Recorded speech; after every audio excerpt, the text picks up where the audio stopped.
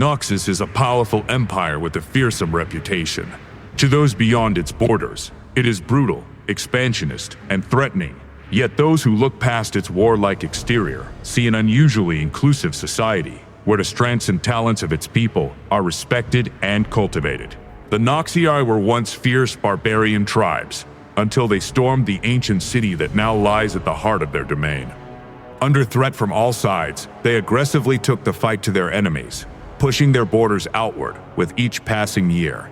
This struggle for survival has made modern Noxians a deeply proud people who value strength above all, though that strength can manifest in many different forms. Anyone can rise to a position of power and respect within Noxus if they display the necessary aptitude, regardless of social standing, background, homeland, or wealth. Those who are able to wield magic are held in particularly high esteem and are actively sought out in order that their special talents may be honed and best harnessed for the benefit of the Empire.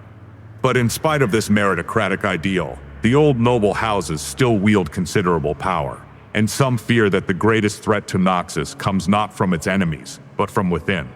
Ambessa, the matriarch of war.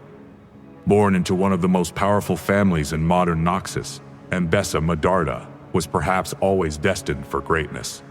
Her family was not counted among the old noble houses, yet they had gained immense respect and influence across the empire since its founding, and young Ambessa's first exposure to bloodshed came early, watching reckoners risk their lives for a chance at glory in the arenas. Though she was too young to know the thrill of battle herself, she studied every match and internalized every move. In the aftermath of the Battle of Hildenard, her father sent her to collect the blades of fallen soldiers.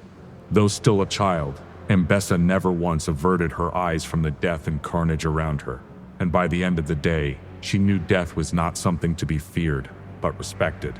Sacrifice was a noble thing. Greatness demanded it. The Medarda family code, passed down through generations since their earliest days as traders on the Sherman coast, espoused the virtues of both the desert fox and the fearsome wolf of legend. So it was no surprise that Ambessa would choose a soldier's life, carrying the memories of her childhood lessons with her always, holding others to the ideals of familial honor and decisive action. She was a with of the daughter her, she the daughter her she, the fog, the med. In her appetite for life, Ambessa experienced it all.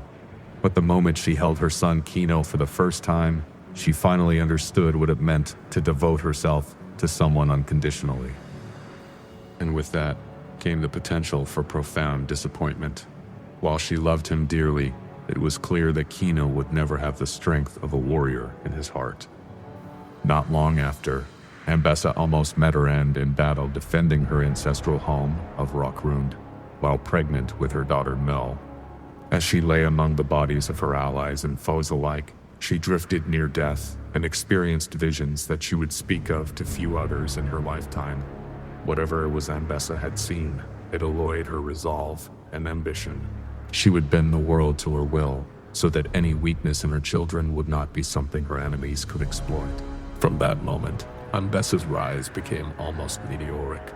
She led from the front in every battle, fearlessly staring death in the eye, and with every victory, she grew more resourceful, more daring, and more uncompromising. When old Menelik Medarda finally passed, he named no heir from his deathbed, sending several branches of the family into a conflict of succession.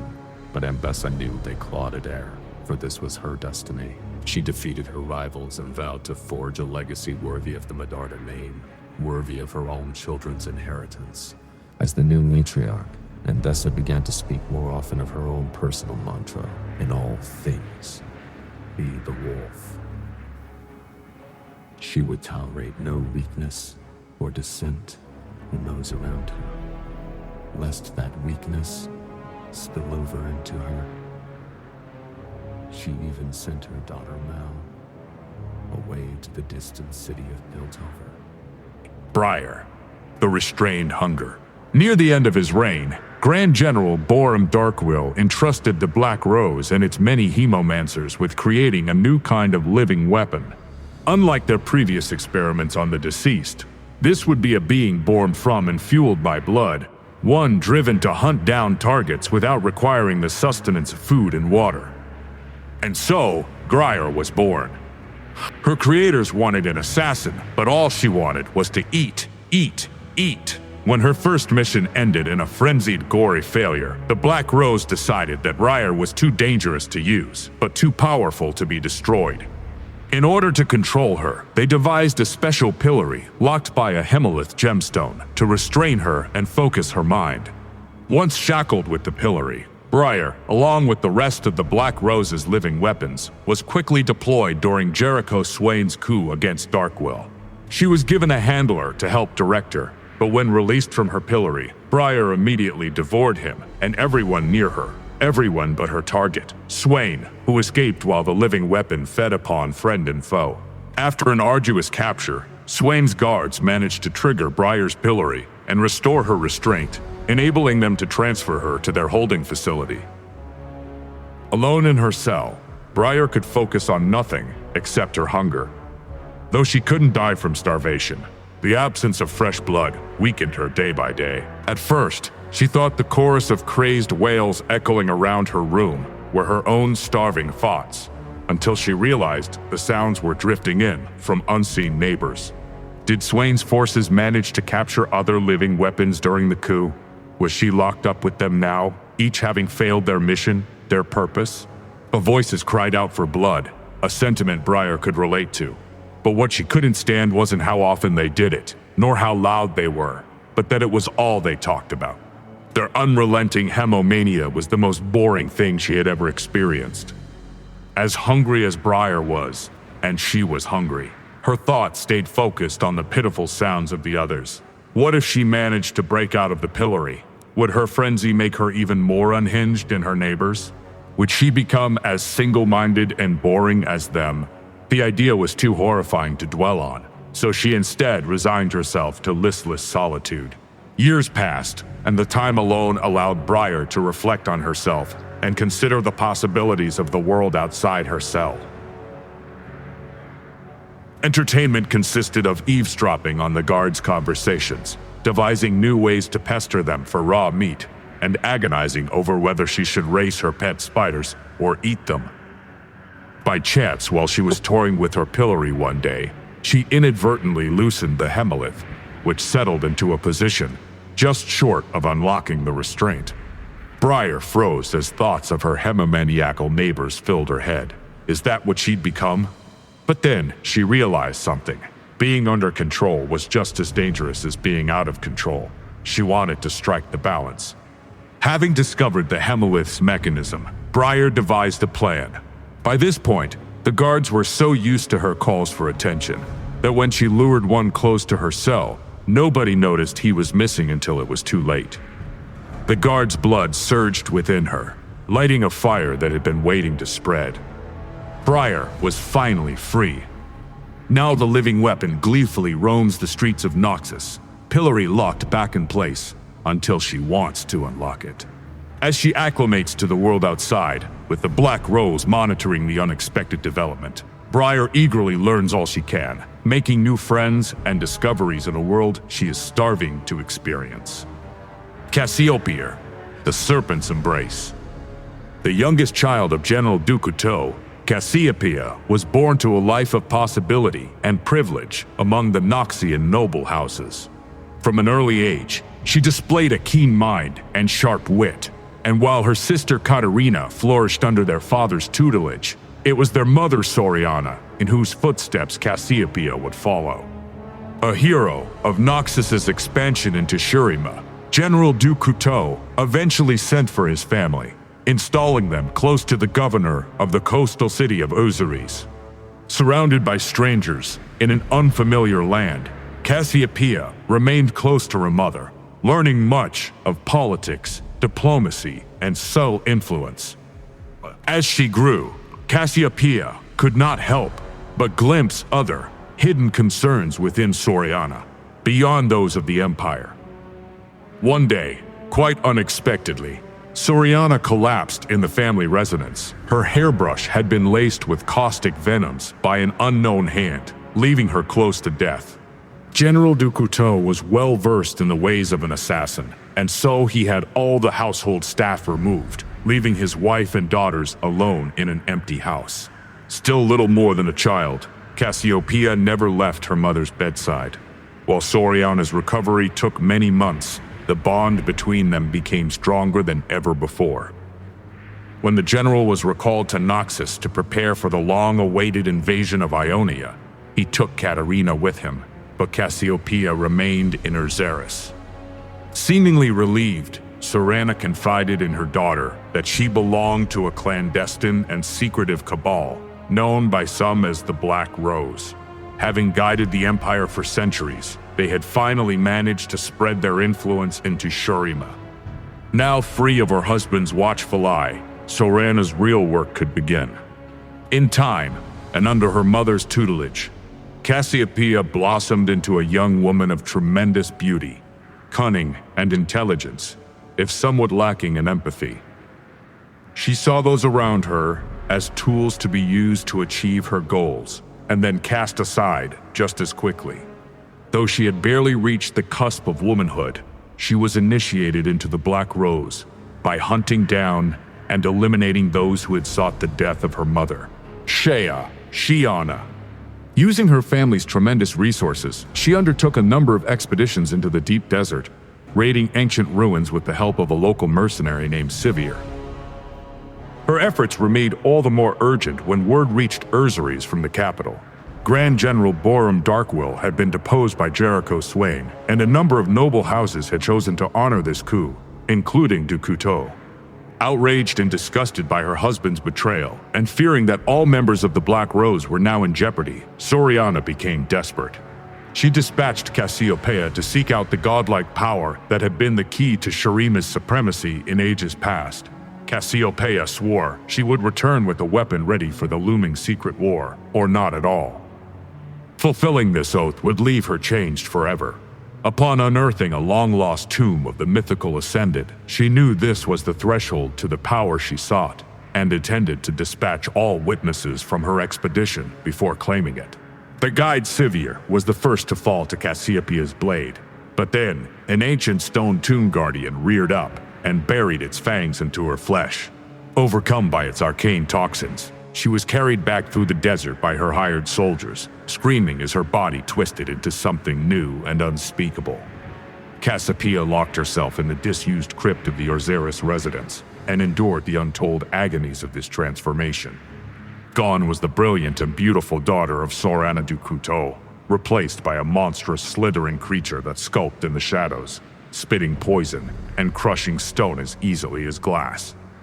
For weeks she wept and howled, bereaving her lost life, until the day she could weep no more. She dragged herself up from the depths of despair, determined to accept, maybe even someday embrace, her fate.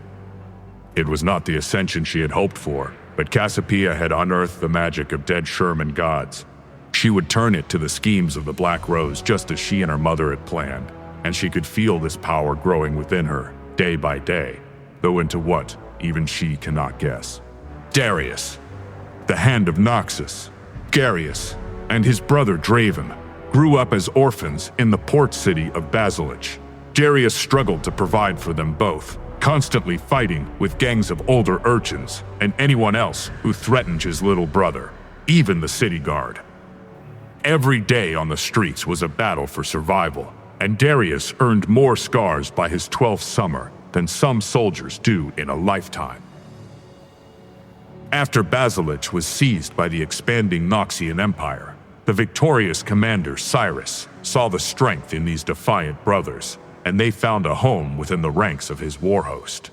Over the years, they fought in many grueling campaigns of conquest, from one end of the known world to the other, as well as crushing a number of rebellions against the throne. Within the Empire, anyone could rise to power, no matter their birth, culture, or background, and none embraced this ideal more fervently than Darius. From humble beginnings, he rose steadily through the ranks, always putting duty before all else, and garnering great respect for his aggression, discipline, and refusal to ever take a backward step. On the blood-soaked fields of Dalamore Plain, he even beheaded a Noxian general after the coward ordered a retreat. Roaring in defiance and hefting his bloodied axe overhead, Darius rallied the scattered warbands and won a great and unexpected victory against a far more numerous foe. He was rewarded with a senior command of his own, attracting many thousands of eager recruits from across the Empire. Darius turned the majority away, accepting only the strongest, the most disciplined, and iron-willed. Such was his fearsome notoriety, even in the lands beyond Noxus, that it was not uncommon for entire cities to surrender at the first sight of his banners.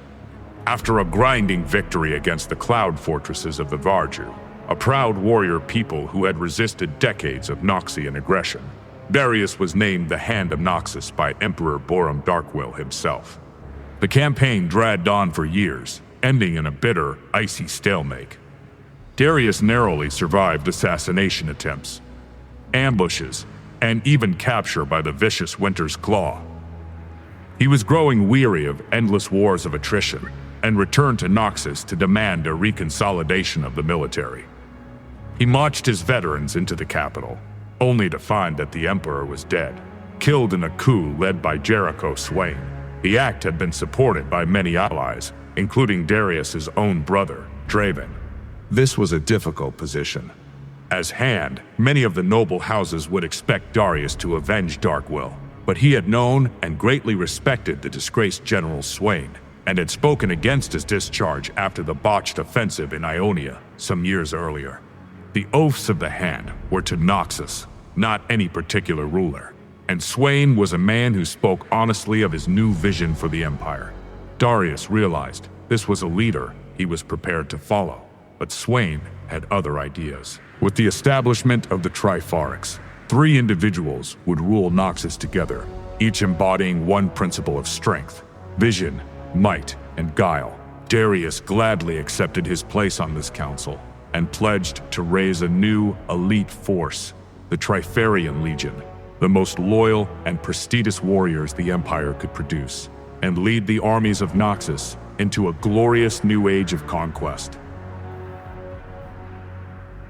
Draven, the glorious executioner. Even as an orphan on the streets of Basilich, Draven was headstrong and full of bravado, frequently getting into vicious brawls with older street children and shady underworld thugs. While supremely confident in his own ability, some would say overconfident, it is unlikely he would have survived childhood had it not been for his older brother, Darius, who invariably finished the fights Draven started. When Basil brothers. For years, the brothers fought as part of Cyrus's war host, yet while Darius took to this life easily, Draven grew steadily more bored. His martial skill was beyond question, but the daily drudgery of soldiering felt like too much effort for too little reward and not enough personal glory. Darius inevitably rose to command his own warband, and Draven joined him. However, if he thought that would be easier, or a way to achieve greater individual recognition, he was sorely disappointed. Some say Draven chose to lead Darius's command. Some say he was forced out. Either way, his skills were highly sought after as a champion and duelist, and he was enticed to join a succession of warbands during the occupation of Ionia, before ending up with a fairly respectable contract in the Reckoning Pits. For centuries, the gladiatorial Reckoners had performed a vital role in Noxus punishing criminals and settling disputes between the noble houses, and Draven was determined to receive the riches, adoration, and renown he felt he deserved. However, with long, protracted wars on many fronts, the spectacle was beginning to lose its appeal for the common citizen. As the attention of the crowds drifted, Draven fell into a slump, spending more and more time in the seedier drinking halls and gambling dens of the capital. He was washed up and broke when the former general Swain found him. Swain had a plan to reclaim Noxus's lost glory and needed Draven's help to achieve it. Perhaps Swain only enlisted him as a way to ensure his brother Darius's support after the fact. Regardless, Draven proved integral to Swain's plan to depose the Grand General himself, Borum Darkwill. Standing triumphant with Swain, Draven smiled for the first time in months as the cheers of the Noxian people washed over him. But duty called. In the days and weeks following this unprecedented coup, many among the noble elite refused to honor Swain's succession, so they were sentenced to death in the arena. One weighs 2 to 1. After a moment of stunned silence, the crowd roared their approval. Draven retrieved his axes, spinning them high in the air, playing to his new fans and savoring their rapturous applause. Thus Draven became the glorious executioner, turning routine bouts into grand spectacles that drew ever larger crowds. Soon Ree was, to house enter he, approached Ben, and Ree too tired, idless, well in my graven, to Ree to Ben, to paying only of her Ree. What if the drama of the classic pit fights could be combined with Draven's natural showmanship? The Reckoners quickly became entertainers as much as combatants, each with their own carefully constructed backstory, fighting style, and flamboyant personality. The fights were often bloody. This was still Noxus after all, but far less often ended in death. The rivalries, trash-talking, and intrigue between the best-known Reckoners became the stuff of legend throughout the Empire, but none were talked about more than Draven. For a time, he lived a high life, receiving invitations to a never-ending stream of parties and banquets, mixing with the wealthy and influential of Swain's new Noxus. He even reconciled with Darius, and would occasionally still march out with the warhosts, defeating enemy champions and generals in single combat. Nevertheless, Draven has started to grow restless once again. He has all that he could have ever imagined, and more, but now dreams of the day when the whole world knows his name, Katarina. The Sinister Blade. Born to one of the most respected noble families of Noxus, Katarina Ducuto found herself elevated above others from an early age. While her younger sister Cassiopeia took after their politically brilliant mother, Katarina was very much her father's daughter, and the wily General Ducuto pushed her to learn the way of the blade, to cut away the Empire's enemies not with reckless brutality, but deadly precision.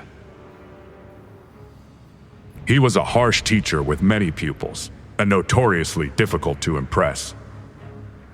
So it was that Katarina's childhood, if it can be called such, had little room for kindness or rest. She spent every waking moment honing herself into the ultimate weapon, testing her endurance, her dexterity, her tolerance for pain. She stole poisons from the city's least reputable apothecaries, testing their efficacy in tiny increments upon herself, gradually building her resistance even as she cataloged their effects. She scaled the tallest towers in the dead of night, unseen by anyone. She yearned to do her part for Noxus. She yearned for the opportunity to demonstrate her hidden strengths in service of the Empire and the throne. Her years, 120 sign mark of end, was she. Katarina was livid. She hadn't trained her entire life to have her talents wasted on some dunghill barely skilled enough to swing a sword. He simply wouldn't do. Instead of her assigned target, Katarina stole into the enemy camp and slit the enemy commander's throat as he slept. It was a flawless execution. It would bring a swift victory and glory to Noxus. It would make her father proud. At dawn, his face daubed with ashes, the vengeful hero Demetrius led a berserk charge into her father's encampment. Dozens of Noxian soldiers were slaughtered, along with the general's personal retinue. Katarina's father himself barely escaped with his life.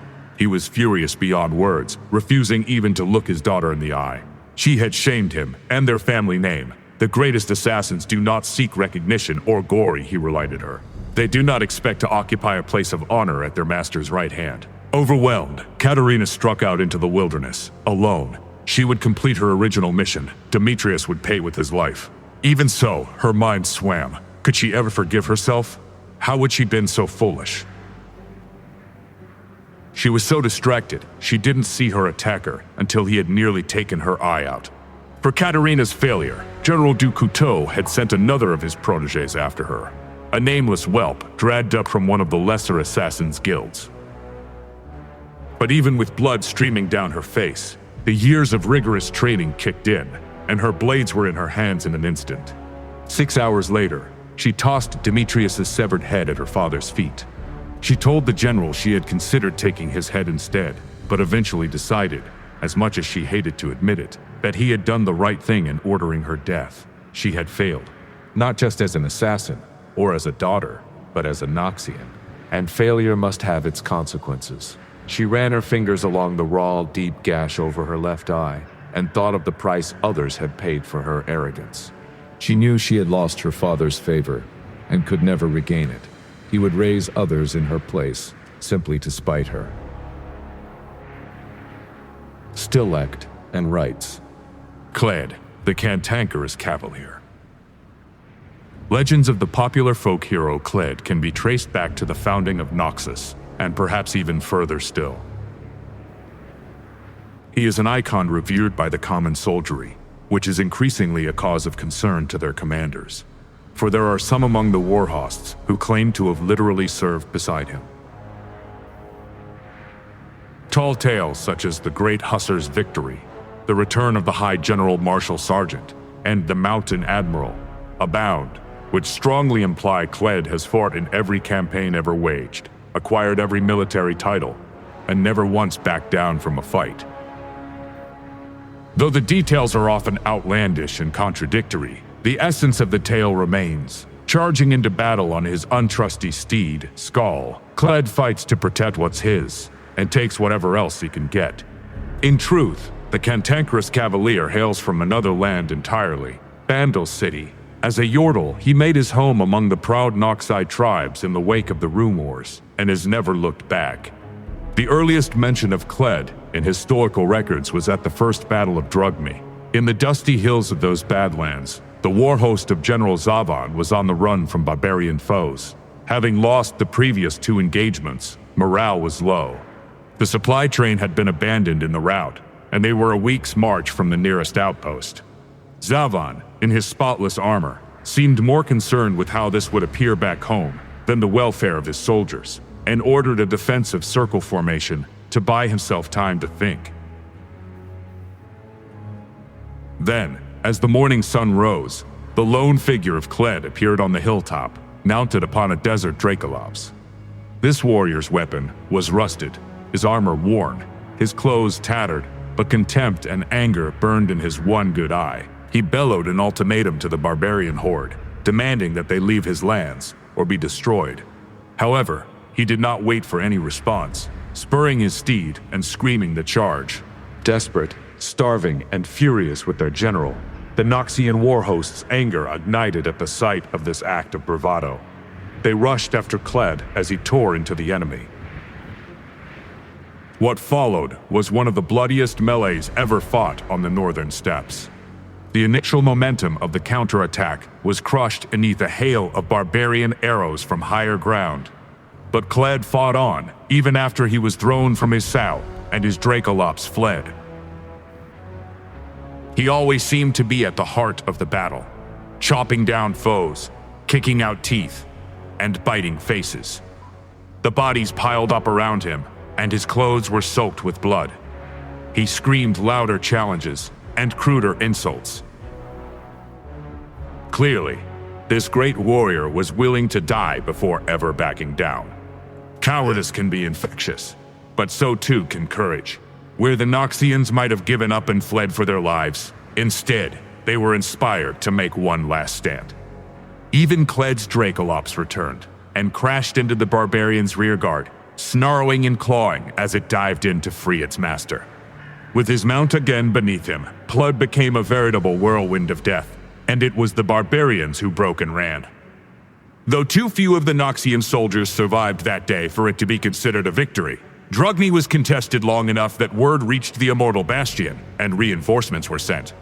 The war ground on for at least another decade, until the barbarian leaders sued for peace. Their strength was added to Noxus, and Drugme became a foothold for continued campaigns across Dalamore and the north for many centuries to come. The body of General Zavan and his fine armor was never found. In time, countless other war hosts of the Empire acquired similar stories of Kled. It has long been said that he rides wherever Noxians march, claiming the spoils of war for himself. Indeed, in their wake, good-humored signs can often be found proclaiming each new territory, property of Kled. LeBlanc, the Deceiver, our matron of the Black Rose, LeBlanc's identity is as intangible as the whispers that describe her, as ephemeral as the illusions that give her shape. Perhaps it is unknown, even to herself, after so many centuries of mimicry and deception, remnants of an order that has existed far longer than Noxus itself. Initiates of the Black Rose have schemed from the shadows for centuries, drawing the rich and powerful to their ranks. Though they do not often learn the origins of their matron, many have uncovered legends of a pale sorceress who aided the broken barbarian tribes in their struggle against the infamous Iron Revenant, subjugating lands already ravaged by the Darken. Even today, his name is whispered in fear. Mordekaiser, uniquely skilled among the Revenant's inner circle before she betrayed him, the sorceress pledged to neutralize the source of his power, the immortal Bastion, cutting him off from the well of death that fueled his nightmarish empire. Yet, even as the barbarians built an empire of their own in the Bastion's shadow, they failed to realize that the arcane secrets it held had not completely been locked away. The pale sorceress had always been gifted at illusion, and her greatest trick was to make Noxus forget the dark power roiling in its own heart, before she was burned from the pages of history around the time of the Rune Wars. The Black Rose exists now to further the clandestine interests of those who can wield such magic, with its rank and file composed of mundane nobles, drawn to rumors of miracles, kept in thrall, and ruthlessly exploited. Even the most powerful military commander could only ever serve the cult's true masters, as they fight one another for influence in games of intrigue and conquest, both in the Noxian capital and beyond its borders. For centuries, LeBlanc has served in secret as an advisor to foreign dignitaries, appearing in many nations at once, her illusions driving order into chaos. Rumors of a new matron rising with each generation only raise further questions. Which is the true version of herself? When she speaks, is it with her own voice? And what would the price be for the favor she offers? Borm Darkwill was but the latest to learn this last answer for himself. Though the Black Rose had aided his bid for the throne, he refused the counsel of their hand-picked advisors, requiring LeBlanc to take drastic measures, manipulating a young nobleman named Swain into revealing the cult's involvement. LeBlanc allowed herself to be executed along with the most prominent conspirators, or at least so it appeared. In time, she reached out to Darkwill himself and found an increasingly paranoid ruler, fearful of his own mortality. After promising him the secrets to extend his life, LeBlanc slowly poisoned Darkwill's mind, even as she empowered him. Under his rule, the Noxian reverence of strength became something far more sinister, and together, they ensured Swain's legend would end in disgrace on the battlefields of Ionia. But Swain, emboldened by forbidden lore from within the immortal Bastion, did something wholly unexpected, managing to drag Darkwill from the throne and seize Noxus for himself. This new Grand General was not interested in his own legacy, but the glory of the Empire, and such a man could not so easily be corrupted. After countless centuries, LeBlanc wondered, had she finally found a worthy nemesis? Her Andes, Hazard, Hass, War, Wariasel, Ownership, Te, Renosk, Levegara, benefit of chief percent owner of corporate assistant.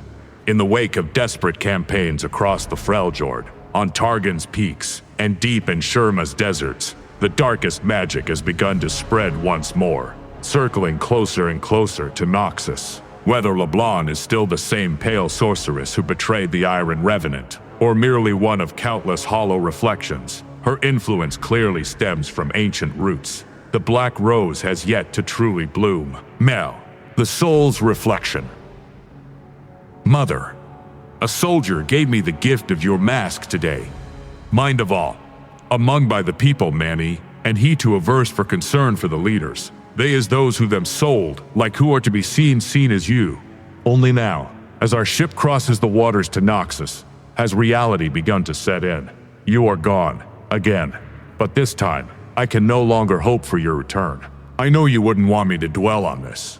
You tell me to be proud. I finally became the wolf you so desperately desired. Still, I wonder, did I become what you hoped for, or just what you needed me to be? So much has changed, and yet part of me is as lost as I was over 10 years ago. When I think back on it, The air of Cousin Jago's greeting when I first arrived in Piltover, it reeked of pity. Investigators prefers to avoid. You came to write this deadly piece.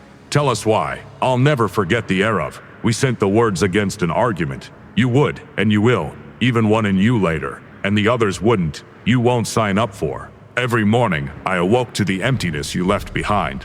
I've spent my life trying to fill that emptiness, to prove myself worthy of my own mother's love.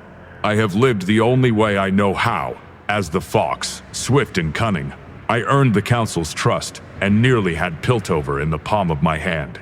If only you had trusted me, Mother, I wouldn't be left with this mess. I wouldn't have had to. No, it's not that simple. I know now. You were trying to protect me, in your own way. I never could have imagined such magic lay dormant within me, but there are many things about my past I hadn't considered before your passing. Truthfully, it is overwhelming, and all the more reason I wish I could have fought at your side. I cannot begin to imagine what you must have felt, being hunted by the Black Rolls for all those years. But I do know that if you were ever afraid, it wasn't for yourself. It was for Kino, and for me, and in the end, I was your undoing. Perhaps you knew all along that I was the one to fear. I'm sorry, Mother, but I don't regret protecting my city. With strength comes sacrifice. Isn't that what you always said? Your creed, your excuse for everything. Did you ever care what it did to me, to us? Was it worth it? I'm the one left bearing the cost of it all. You kept so much hidden from me. The truth about my father, Kino's murderer, and, perhaps most pressing of all, this vendetta the Black Rose had against you. That now entangles me. I imagine these merely scratch the surface of your lives, and those of this deceiver. I plan to uncover everything you've kept from me.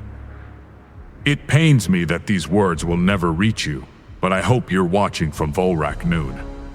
I will cast this letter overboard, so it may be drawn into the depths and become one with the waters off Rock-Ruined shores, where you once defeated death itself. I'm soon to arrive as an outsider in the land where I was born. Our own guards do not truly see me as a Medarda, even if the distrust within their hearts dares not escape their lips. A is not one. And while you pushed me to embrace the wolf, I will never abandon the ways of the fox.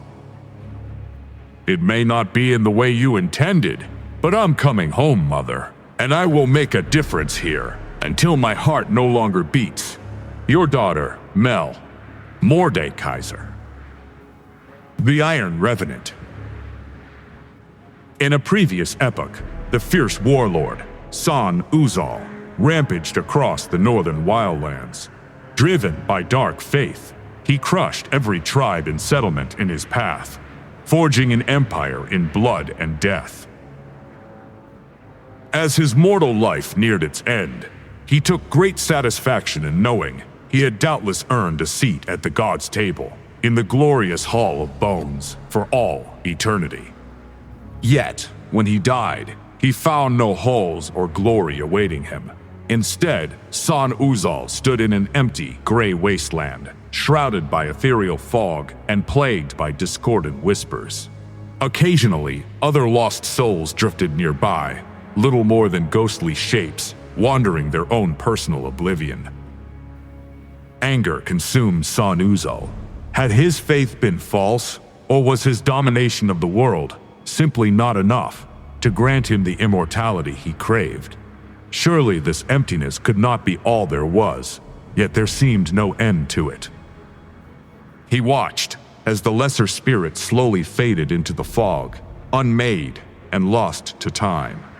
But say his shield in line, Y5 Claude Satu Marjutom, toiched to it in 1974. His will, tempered by rage and torment, held him together. Over time, the unknowable, disembodied whispering in that place crystallized into words he could almost comprehend. This, he learned, was Oknu, a profane tongue unspoken by any among the living. Slowly, a deceitful plan began to form in what was left of San Uzal's mind. He began to whisper temptations across the veil between realms, promising his indomitable strength to any who dared listen. And, sure enough, the day came when a coven of sorcerers resolved to bring San Uzal back from the dead. Lacking any flesh or bone, he spurred them to make him stronger than any mortal, binding his spirit form in dark metal plates, wrought in the likeness of his old armor. So he rose, a hulking revenant of ire and hate. These power-hungry sorcerers had hoped to use him as a weapon in their trivial wars. Instead, he slew them where they stood, their weapons and magic useless against him. In desperation, they screamed out his name to bind him, but to no avail, for Sanuzal was no more. With an ethereal rumble, he spoke his spirit name in Oknum, Mordekaiser.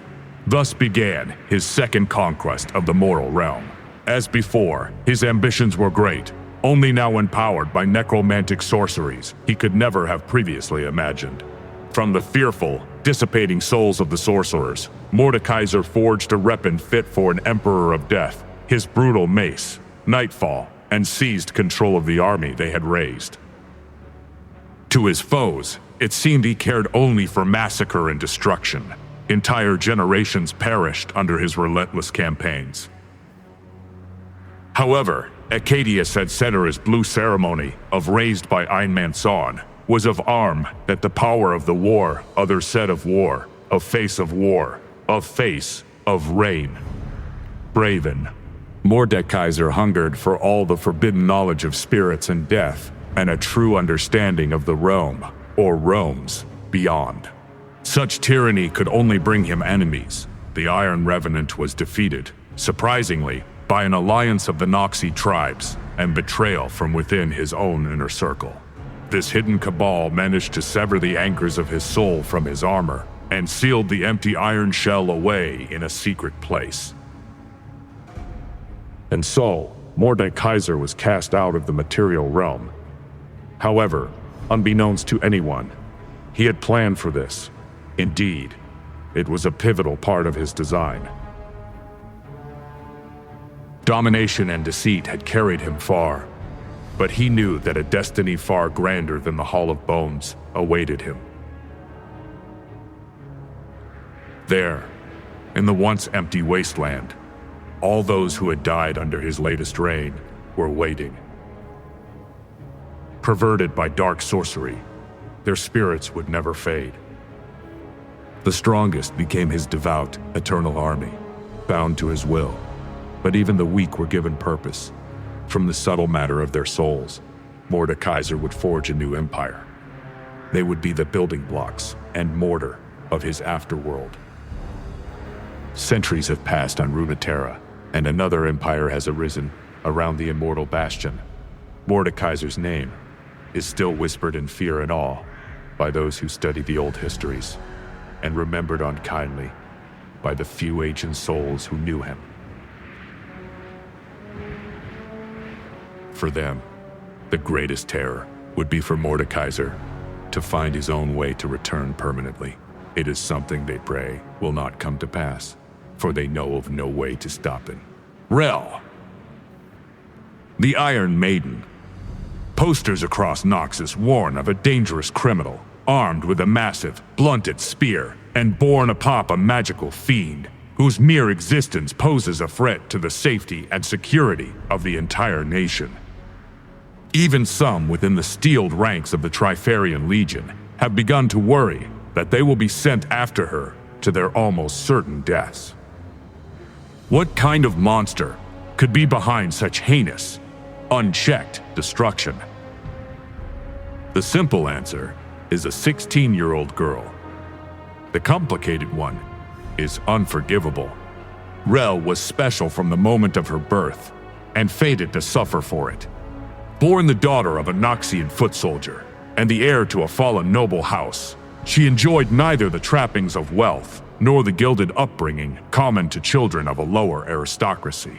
Nevertheless, her parents had grand plans to mold her into someone who could shatter through Noxus's dense political landscape. As Rell's mother always said, excellence is measured in sacrifice. Rell's unhappiness grew with time, sparking something unique within her, a magic unlike anything seen in centuries, the ability to manipulate metal. To Rell's parents, this was something to be exploited, for Rell's own sake, of course, and they tried unsuccessfully to apprentice her with many powerful mages who might whisk their daughter into the political or military elite. But someone else took notice of the young girl's magic, seeing in Rell a weapon who could one day face Noxus's most hated ancient foe. A certain pale woman visited the family with a dark bargain. Rell soon found herself the star pupil of a very special academy, hidden far from the capital and away from the council's prying eyes. And though they rarely made appearances in her new boarding school, her mother and father never seemed more proud or more hopeful of their daughter's future. It seemed, at least for a moment, that perhaps Rell would be loved after all. And the true horrors began. Rell was first forced into combat with another student when she was 8, and, afterward, a kind of magic sigil was painfully grafted into her arm, amplifying her powers so that she could become even stronger. Yet while this had been framed as a training exercise, Rell never saw the boy again. She never saw any of her opponents again. Every day, she grew more powerful, honing her magic for martial combat. Her body became covered with sigils that amplified her magical abilities to impossible heights. In time, she could rip a vein of raw ore from deep out of the ground, twist the walls into deadly weapons, and superheat an opponent's armor until it collapsed and crushed them. But her instructors desired even more from her, all in the hopes that Rell would be the most powerful soldier the Empire had ever known. On her 16th birthday, after a particularly barbaric duel, she'd finally had enough. Casting her instructors aside, Rell tore past the guards and ripped open the doors of a forbidden wing of the academy, discovering the true nature of her school. Every fig with every left, every one opponent's, shaged Rell magic, Chi, Shira, and through to and re. Silen Rell was no 1,000 of D. This was the price of her power, and she could never give it back. Worst of all was the headmistress who oversaw the procedures herself, Rell's own mother. All of this had been for Rell, she said. After all, excellence is measured in sacrifice. Rell raged. To the small handful of faculty who survived her escape from the academy, it was like the earth had been torn open into a twisting whirlwind of razor-sharp slag. The building ripped itself apart, forming an impenetrable suit of black armor around Rell as she crushed those who stood before her, flattening seasoned soldiers with a lance heavier than a mountain. Bursting through the front gate on a steed made of rippling iron, she led as many of her classmates as she could to freedom, leaving the Rose scrambling to recover the Null and erase any trace of what their organization had done. But it was far too late. Soon enough, the surviving faculty members began to die in increasingly public ways, and the Null could no longer be kept secret. Rell is now a threat to Noxus, but not in the way the handbills proclaim. She is a self-styled defender of the meek, full of unchecked fury, distrustful of everyone, and merciless toward a government that turned a blind eye to years of suffering and abuse. Not because the Empire was personally responsible, but because they stood by and did nothing. Riding atop her iron steed, Rell's eyes are set on nothing less than the complete destruction of Noxus, and saving any children who, like her, survived the Black Rose Academy. And there is nothing in this world that can stop her. Riven.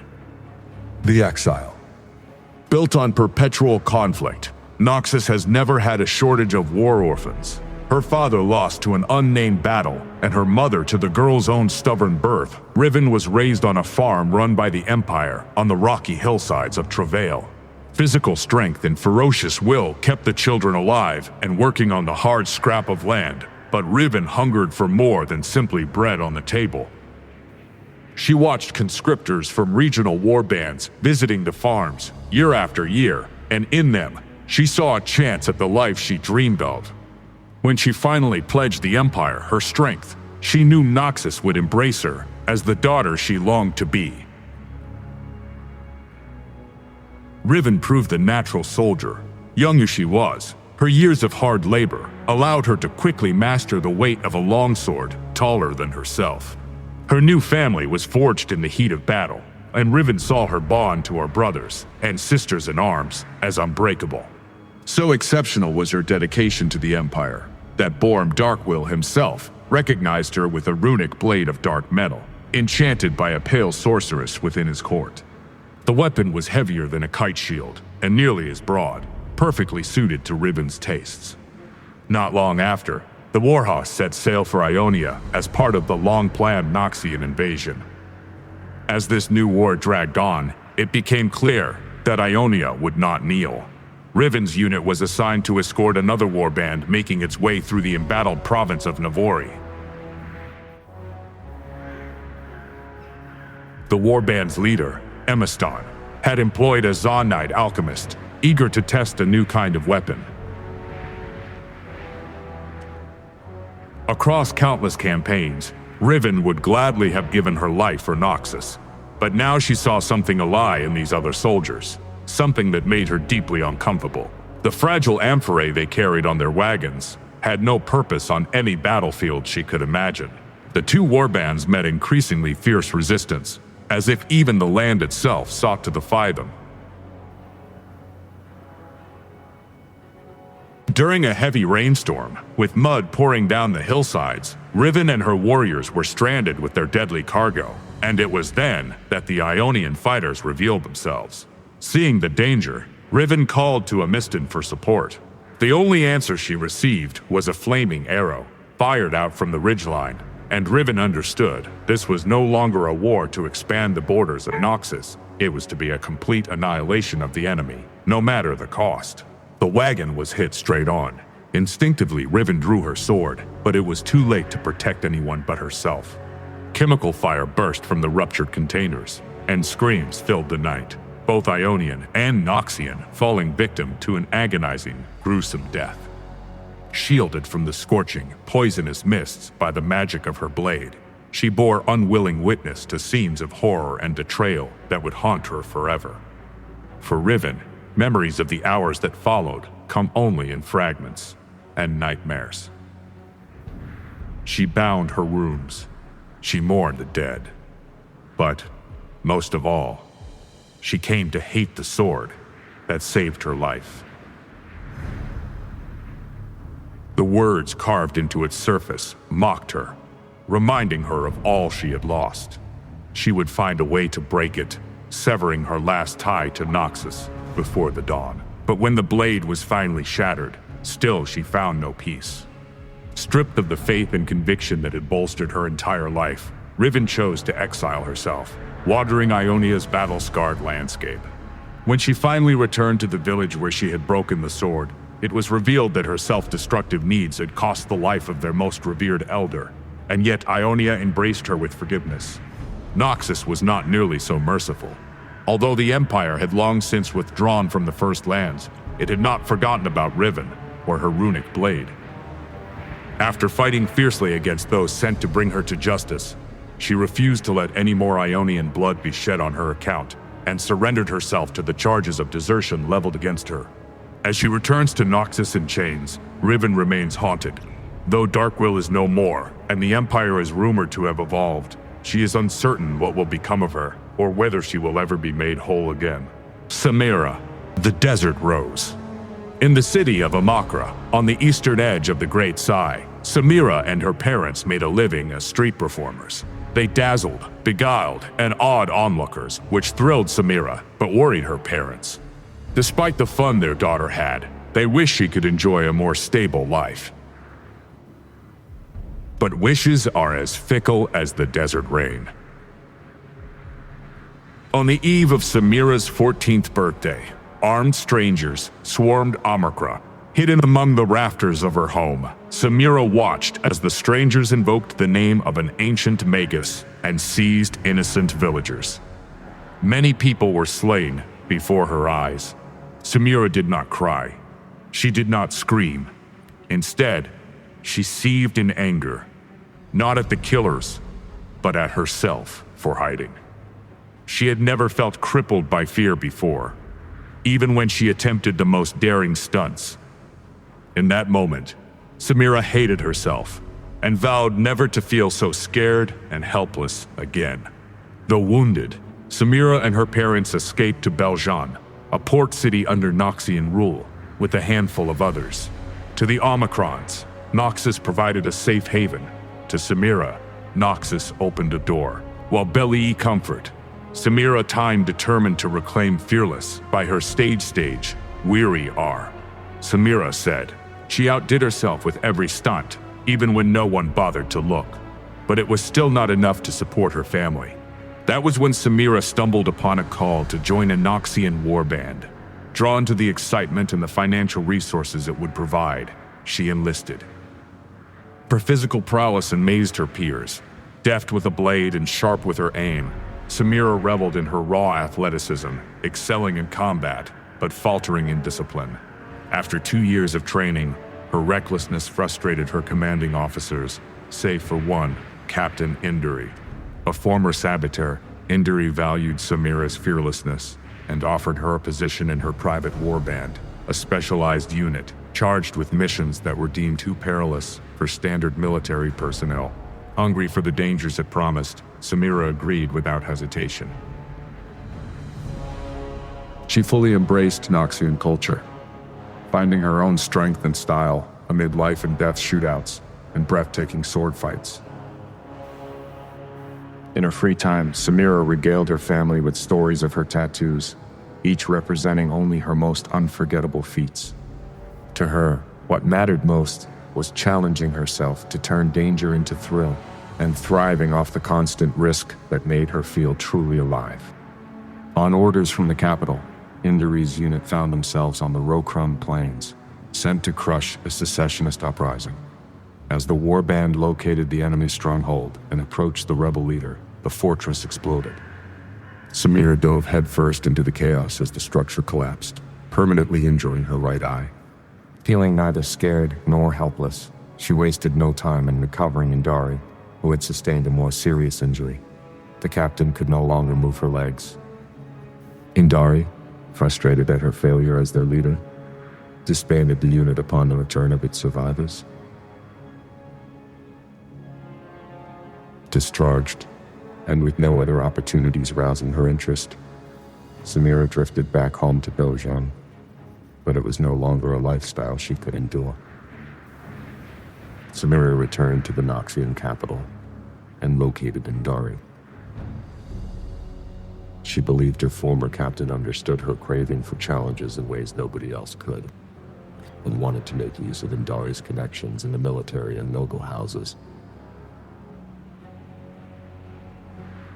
She proposed they team up again in a new partnership, where Indari could operate behind the scenes to find Samira high-stakes mercenary work. Reluctantly, Indari agreed, but it left her former protege alone with no field support, and Samira couldn't have been happier. She eagerly undertook missions meant for entire warbands, and thrived. Her daredevil reputation spread far and wide, from beating a Camberland in hand-to-hand combat to being the lone survivor of a Bojokbo raid. Samira completed every job no matter the odds. With Indari's support, even the Noxian High Command accepted her, recognizing there was no one better suited to take on their most perilous missions. Now, Samira shows no signs of slowing down. She can be found scaling mountain cliffs one day, and arm wrestling up walls in crowded taverns the next. But wherever she may be, one thing is certain: Samira never fails to find her next big throw. Sion, the undead juggernaut. Over a century past, the brutal warlord Sion rose to prominence, slaughtering all who dared stand in his way. Greatly feared by friend and foe alike, he was the last of a proud warrior culture that had been part of Noxus since its founding.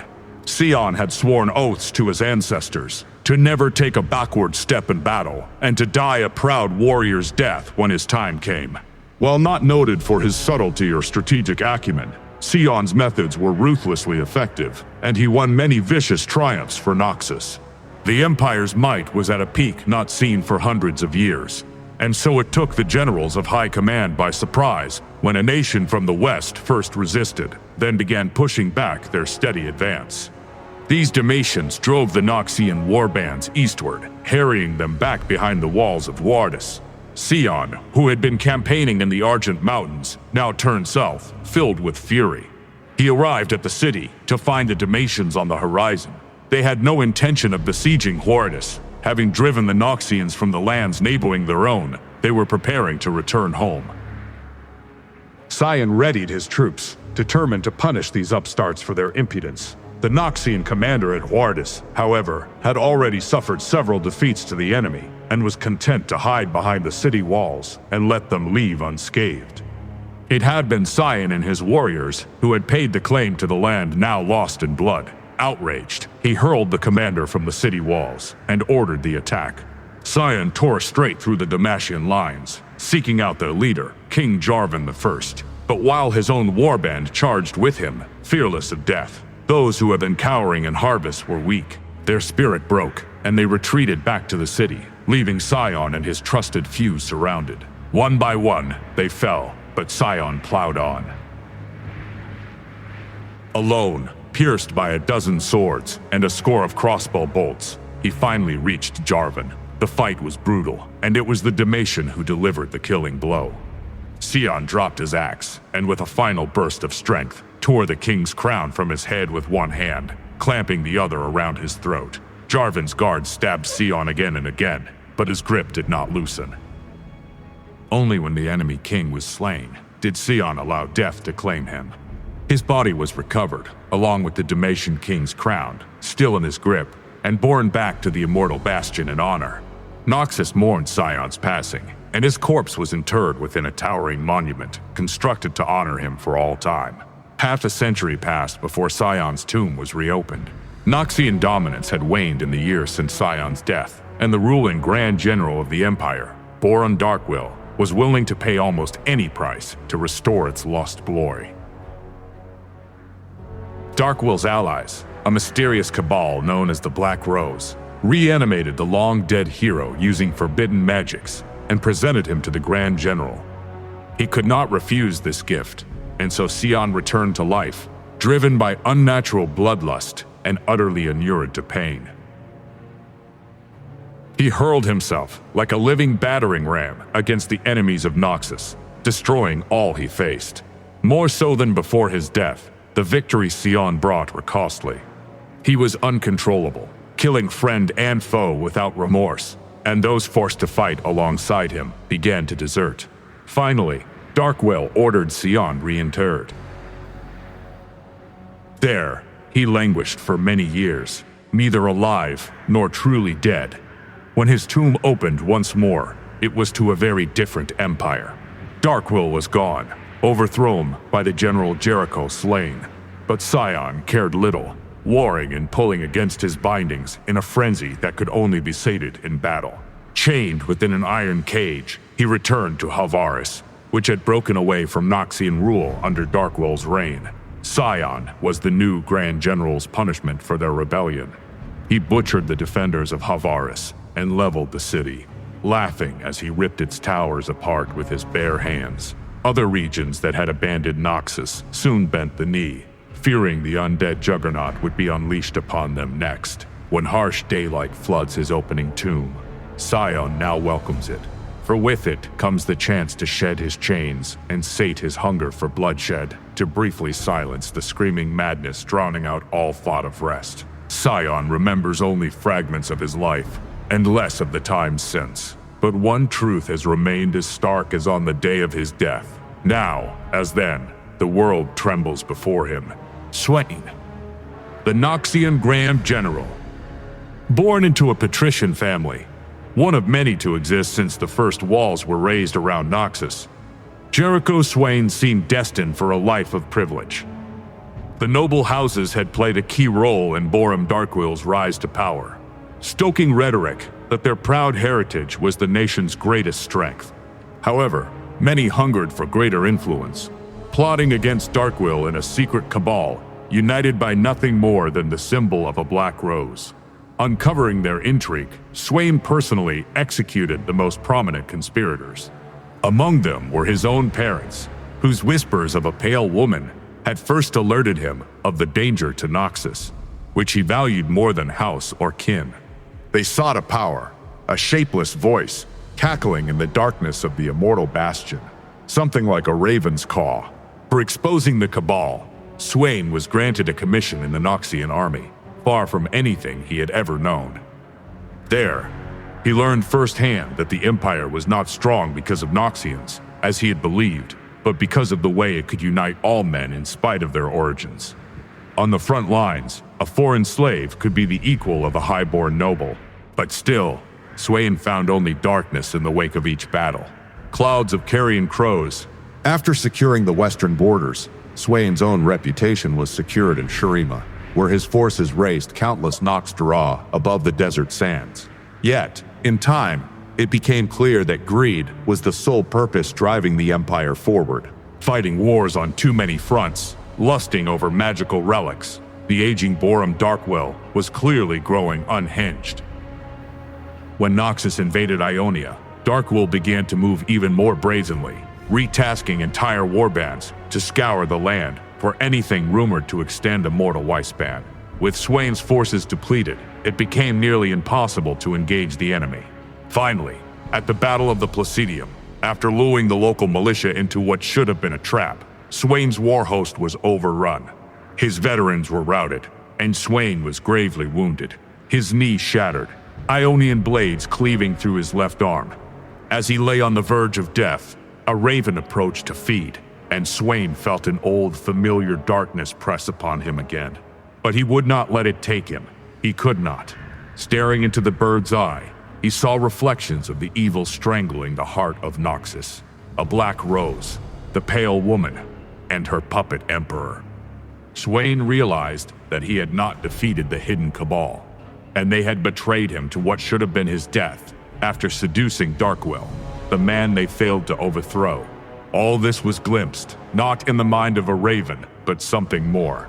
The power his parents had been seeking, the demonic eyes blazing in the dark. Cast out of the military for his failure, considered nothing more than a cripple, Swain set about uncovering what truly lay within the immortal bastion, an ancient entity, preying upon the dying and consuming their secrets. As it had attempted to consume his own, Swain stared into that darkness, seeing what even it could not, a way to wield it. Though his meticulous preparations took many years, Swain and his remaining allies seized control of Noxus in a single night. Physically restored by the demon, he crushed Darkwill in full view of his followers, leaving the throne shattered and empty. Swain's vision for the future of Noxus is one of strength through unity.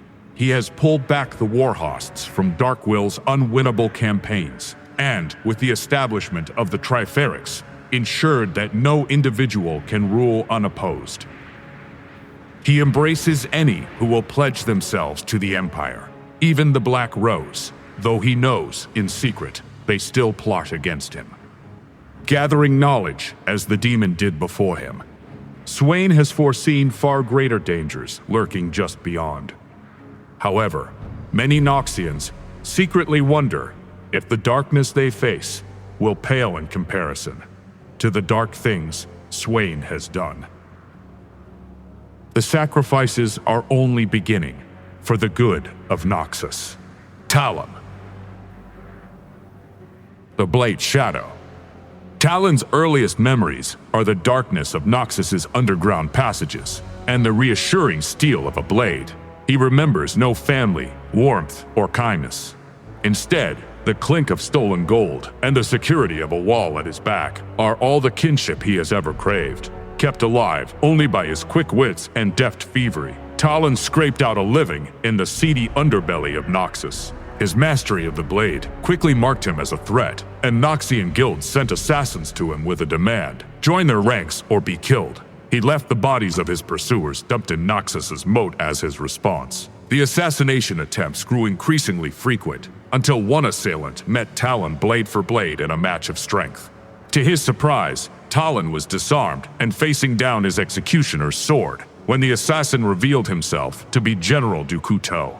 The general offered Talon the choice between death at his hand or life as an agent of the Noxian High Command.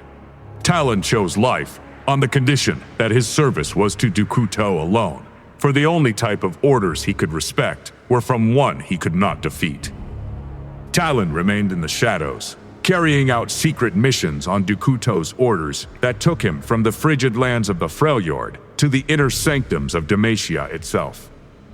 When the general vanished, Talon considered claiming his freedom, but he had gained immense respect for Dukuto after years in his service. He became obsessed with tracking down the general's whereabouts and scours the land in search of those responsible for Dukuto's disappearance. Vladimir, the Crimson Reaper. A master of ancient, forbidden sorcery, Vladimir is among the oldest enigmas of Noxus. He was present at the dawn of the Empire and has since woven his influence deep into its foundations, but he remembers little of those days. His mind is mortal, and so most of his unnaturally extended life endures not in his memory, but in his chronicles. History has lost track of Vladimir on many occasions, though its pages are littered with figures suspected to have been him. Legend once told of a prince in a kingdom threatened by the infamous Darkin, as their great war spilled into Valoran. With his father's crown at stake, and many more heirs ahead of him in the line of succession, the unfortunate youth was traded to the fallen god warriors as a hostage. Mortals were little more than cattle under the tyranny of the Darkin, their supremacy apparent in the sorceries they had conceived, the arts of crafting flesh and transmuting blood, granting them mastery over life itself. Believing himself above other mortal vassals, and therefore worthy of such power, Vladimir was the first of his kind permitted to study this terrifying magic.